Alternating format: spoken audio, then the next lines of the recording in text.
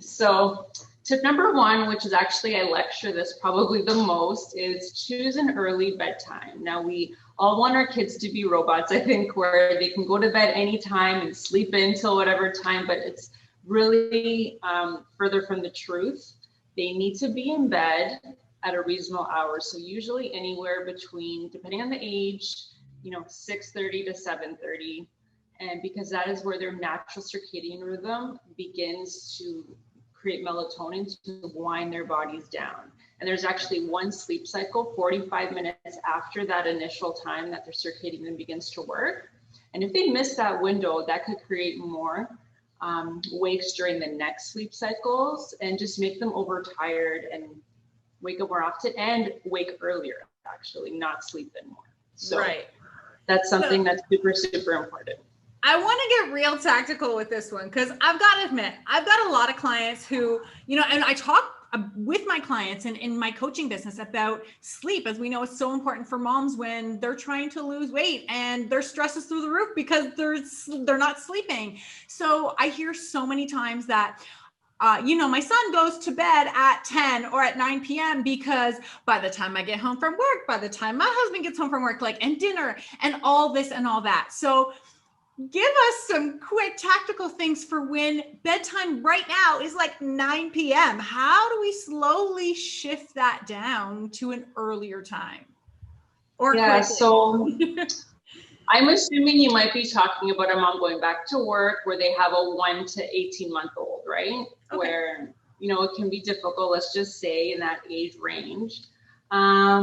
This is where maybe Denise can come in, prep your meals, make mealtime really easy for you. So at minimum, you can get home, feed your child, as soon as they get home. And then, for a few nights, your dinner with your husband might be after your child goes to sleep. Which is the best dinner, right? That's true, right? So, thinking about having those ideal family dinners with a toddler is not always as dreamy as you think. So it's better you focus on your child getting their nutrition they need, and then you can eat afterwards. And begin a routine and get them in bed. Or depending on when you start work in the morning, your quality time with them might be more in the morning than in the evening. And that's okay. And it really is only temporary.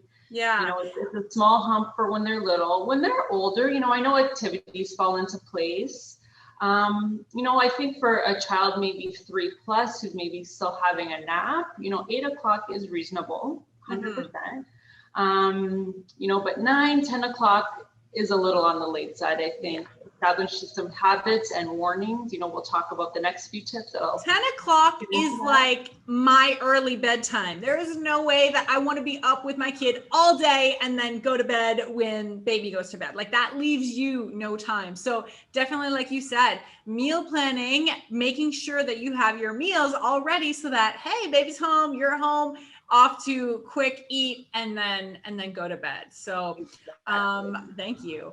I want to quickly ask about what our dreaded time changes, right? Either fall back, spring forward. So how do we quickly navigate that? So there are some tips, I think it's the one in the winter time. You could start to push bedtime a little bit so that when it does go back, it's not so bad. And then with the one going into spring, some families just kind of they wake them up in the morning earlier to the new time and just start fresh. Right. Or you could split the difference. Right.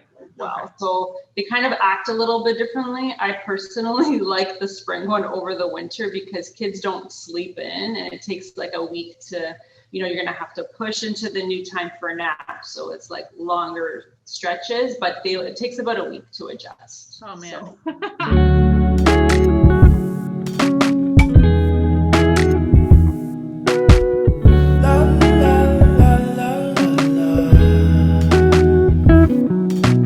Let her know, I gotta let her know that she my white horse, she my medical. She like my baby mama, know how to